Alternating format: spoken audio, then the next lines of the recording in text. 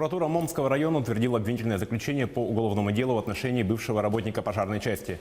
Он обвиняется в умышленном уничтожении чужого имущества путем поджога. Обвиняемый в декабре 2019 года, находясь в состоянии алкогольного опьянения, из личных неприязненных отношений пришел во двор потерпевшего. Перекатил в гараж со двора бочку с бензином и бросил зажженные спички.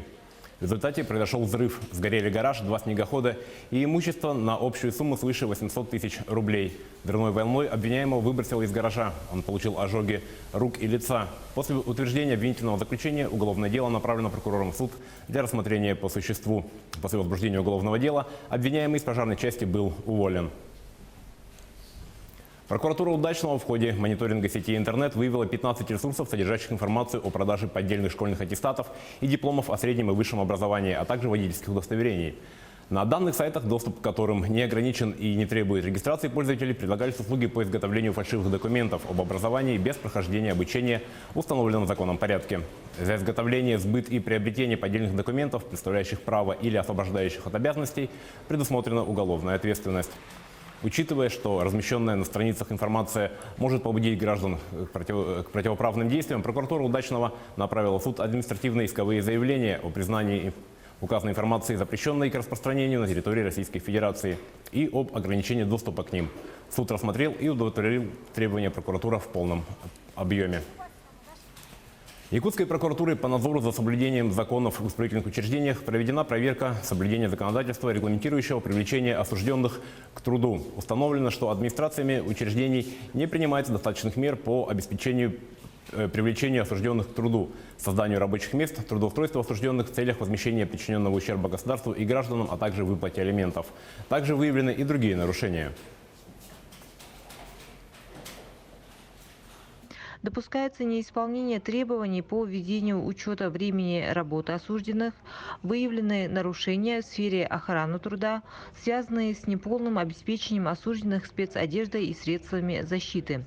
Нарушены требования законодательства при утверждении графиков отпусков трудоустроенных осужденных, не ведется контроль за их исполнением. По результатам проверки прокуратура внесла в адрес начальников 2 учреждений представление. Устранение нарушений находится на контроле прокуратуры. Проверки в указанной сфере продолжаются. Полицейскими Мегано-Кангласского района возбуждены 4 уголовных дела в отношении 19-летнего местного жителя, подозреваемого в вымогательстве. Подозреваемый, являясь студентом одного из средних учебных заведений, в период с февраля 19 по февраль 2020 года под угрозой физического насилия требовал у своих одногруппников часть их стипендий ежемесячно в размере 1000 рублей. Также установлено, что у одного из потерпевших подозреваемый вымогал его мобильный телефон. Испугавшись за свое здоровье, потерпевшие перечисляли на счет вымогателя или отдавали ему деньги наличными. Телефон также был передан вымогателю. Общая сумма ущерба составила около 37 тысяч рублей. В настоящее время установлена причастность подозреваемого к 4 преступным эпизодам.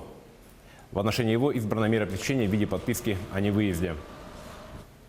Правоохранительные органы задержали 5 подозреваемых, связанных с запрещенной в Российской Федерации международной террористической организацией Хазиб-Уд-Тархир. Задержанные участники вели активную вербовку крымских мусульман и распространяли террористическую идеологию. В местах жительства задержанных участников обнаружили и изъяли значительное количество пропагандистских материалов. Следственные органы завели в отношении участников группировки уголовные дела. Около 14 миллионов долларов стали добычей злоумышленников, совершивших вооруженное ограбление в аэропорту Сантьяго в Чили. Похожее преступление здесь же было совершено в 2014 году. Подробности расскажет Сергей Берец. Банда в составе примерно 10 человек совершила ограбление в грузовом терминале международного аэропорта Сантьяго, сообщила чилийская полиция.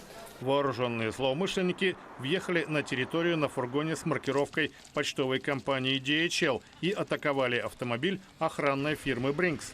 Похищены 14 миллионов долларов. По словам главы Следственного управления Эктора Эспиносы, преступление, судя по всему, было тщательно спланировано. Действовала профессиональная группа. Она преодолела систему безопасности аэропорта, и это внушает тревогу. Мы делаем все, чтобы успокоить граждан.